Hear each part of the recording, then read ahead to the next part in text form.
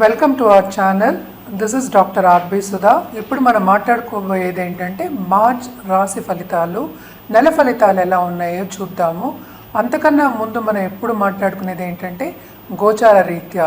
ఎందుకంటే గోచార రీత్యానే ఒక్కొక్క రాశికి ప్రెడిక్షన్స్ అనేవి చెప్పడం జరుగుతుంది, ఫలితాలు అనేవి చెప్పడం జరుగుతుంది. కనుక ఫస్ట్ ఎక్కడెక్కడ ఏ గ్రహాలు ఉన్నాయో చూద్దాము. అందరికీ తెలిసిన విషయం ఏంటంటే 9 గ్రహాలు ఉన్నాయని తెలుసు. కానీ మోస్ట్ ఇంపార్టెంట్ ఏమవుతోంది ఈ నెలలో మార్చ్ 2025లో ఏమవుతుందో చూద్దాము. అన్నిటికన్నా మేజర్ ప్లానెట్ అంటే ఏంటంటే శని గ్రహం మూవ్ అవుతున్నారు. ఎక్కడికి? మీనానికి మూవ్ అవుతున్నారు మార్చ్ 29th.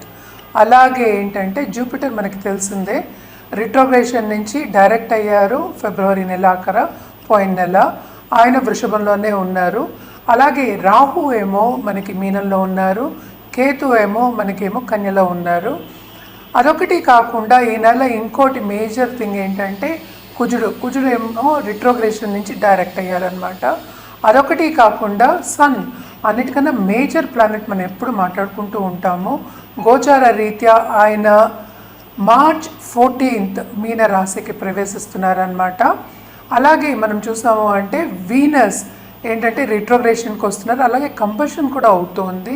అలాగే మెర్కురీ, వీనస్ అంటే మనకి తెలుసు శుక్రుడు, అలాగే మెర్కురీ బుధుడు ఆయన ఏంటంటే మీనంలో ఉండి ఆయన కూడా రిట్రోగ్రేషన్ వెళ్తున్నారు. అలాగే ఏంటంటే మనకి కంబషన్ కూడా అవుతున్నారు అనమాట. సో 2 ప్లానెట్స్ అంటే బుధుడేమో నీచ స్థితిలో ఉన్నారు, శుక్రుడేమో ఉచ్చ స్థితిలో ఉన్నారు. కానీ అందరికీ తెలిసిన విషయం మనం చాలా మాట్లాడుకున్నాము. అంటే 6 గ్రహాలు ఈ రాశిలో అంటే మీన రాశిలో కూడుతున్నాయి అన్నమాట. అంటే సన్నిహితం అవుతున్నాయి, అన్నీ కలిసి ఉంటున్నాయి. అది మార్చ్ 29th. అలాగే మనం చూసామంటే మోస్ట్ ఇంపార్టెంట్ మేజర్ ఈవెంట్స్ ఏంటంటే ఇదే నెల 2 గ్రహణాలు వస్తున్నాయి అన్నమాట. ఒకటేమో మనకి కనిపించదు, మనకి అంటే సూర్యగ్రహణం ఏమో కనిపించట్లేదు, మార్చ్ 29th వస్తుంది. పార్షియల్ గ్రహణమే, అది కనిపించట్లేదు. సో అన్ని రాశుల వారీగా ఎలా ఉంటుందో మనం రాశి ఫలితాలు అనేది చూద్దాము. కానీ మోస్ట్ ఇంపార్టెంట్ ఏంటంటే దేనికైనా సరే భయపడకుండా ఫస్ట్ మనం పరిహారం చేయాలి. ఎందుకంటే మీనరాశిలో అండ్ మనకి తెలుసు రాహు మూలంగాను కేతు మూలంగానే మనకి గ్రహణాలు అవన్నీ వస్తూ ఉంటాయి కదా. సో అటు కన్యకి ఎఫెక్ట్ అవుతోంది, అటేమో మనకి మీనానికి కూడా కొంచెం ఎఫెక్ట్ ఉందన్నమాట. కానీ మోస్ట్ ఇంపార్టెంట్, అన్నిటికన్నా ఇంపార్టెంట్ ఏంటంటే మకర రాశి వాళ్ళకి బాగుంటుంది. ఎందుకంటే ఏల్నట్స్ అనేది వెళ్ళిపోతుంది. ఎందుకు ఏల్నట్స్ అని వెళ్ళిపోతే ఏమవుతుందంటే వాళ్ళకి కొంచెం అంటే రిలీఫ్ అనేది ఉంటుంది. సో ఎవరెవరికి ఏల్నట్స్ అని ఉంది ఇప్పుడేమో కుంభరాశికి ఏల్నట్స్ అని ఉంది, అలాగే మనకి మీనరాశికి ఏల్నట్స్ అని ఉంది, అలాగే మేషరాశికి ఏల్నట్స్ అనేది మొదలవుతోంది అనమాట.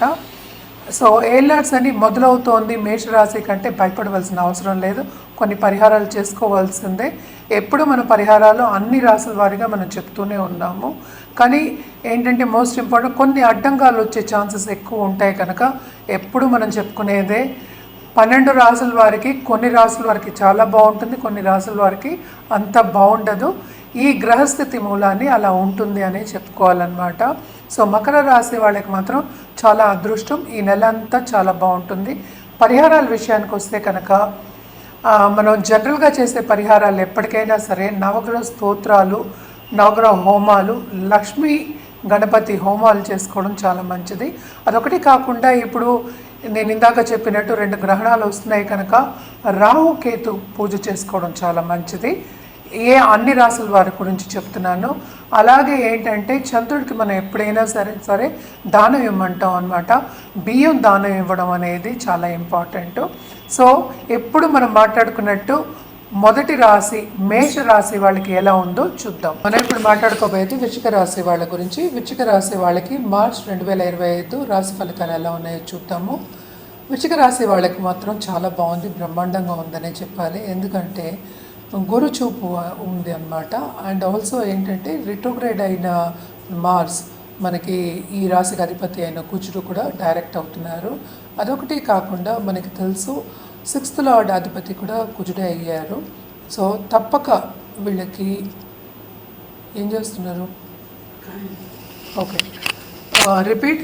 సో తప్పక వీళ్ళకి ఏంటంటే బ్రహ్మాండంగా ఉంటుంది, మంచి ఆపర్చునిటీస్ వస్తాయి, కెరియర్ పాత్ ఇంప్రూవ్మెంట్ అనేది ఉంటుంది, అన్నిట్లోనూ శుభ ఫలితాలు అనేవి ఉంటాయి. శుభకార్యాల్లో తప్పక పాల్గొంటారు, వీళ్ళ ఇంట్లో కూడా శుభకార్యాలు జరుగుతాయి. అలాగే మనం చూసాము అంటే వీళ్ళ పిల్లలు కానీ లేకపోతే ఈ రాశిలో ఉన్న వాళ్ళకి కానీ నేటివ్స్ కానీ పెళ్ళవ్వాలి అన్న వాళ్ళందరికీ కూడా అనుకూల పరిస్థితి అనేది కనిపిస్తోంది. మార్చ్ అంతాను తప్పక బ్రహ్మాండంగా ఉంటుంది. పై చదువులకు వెళ్ళే వాళ్ళకు కూడా వాళ్ళు ఏం కావాలో అది సాధిస్తారు. ఎస్పెషల్లీ స్టూడెంట్స్కి చాలా బాగుంది అనే చెప్పాలి. ఈ నెలంతా కూడా ఏంటంటే ఇంప్రూవ్మెంట్ అయ్యే ఒక నెల కింద ఈ రాశి వాళ్ళకి చెప్పుకోవచ్చు అన్నమాట. అండ్ ఆల్సో ఏంటంటే సడన్గా డబ్బు వచ్చే సూచనలు ఉన్నాయి ఎవరికి, బిజినెస్ పీపుల్కి. ఎందుకు 11th ఏమో మనకి కేతు ఉన్నారు, అదొకటి కాకుండా 12th లార్డ్ ఎగ్జాల్టేషన్ అంటే లాంగ్ టర్మ్ అంటే ఆన్లైన్ బిజినెస్ చేసే వాళ్ళకి కానీ లేకపోతే బిజినెస్లో ఉన్న వాళ్ళకి కానీ బ్రహ్మాండమైన డెవలప్మెంట్ అనేది జరుగుతుంది. తప్పక చాలా బాగుంటుందని చెప్పుకోవాలన్నమాట. ఎందుకంటే 7th లార్డ్ మనకి తెలుసు ఎగ్జాల్టేషన్లో ఉన్నారు, అంటే మనకి వీనస్ అన్నమాట, శుక్రుడు అనమాట, అది కూడా 5వ ఇంట్లో. తప్పక పిల్లల దాంట్లో మాత్రం చాలా బాగుంటుంది. పిల్లల డెవలప్మెంట్ కానీ లేకపోతే కొత్తగా ఇప్పుడే పిల్లలు కావాలనుకున్న వాళ్ళందరికీ కూడా మంచి సూచనలు కనిపిస్తున్నాయి అన్నమాట.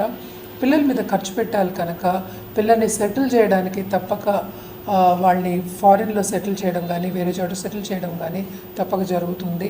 అలాగే ఏంటంటే ఖరీదైన వస్తువులు కొనుక్కునే ఛాన్సెస్, ఇన్వెస్ట్మెంట్ చేసే ఛాన్సెస్ కూడా ఈ నెల అంతా కనిపిస్తున్నాయి.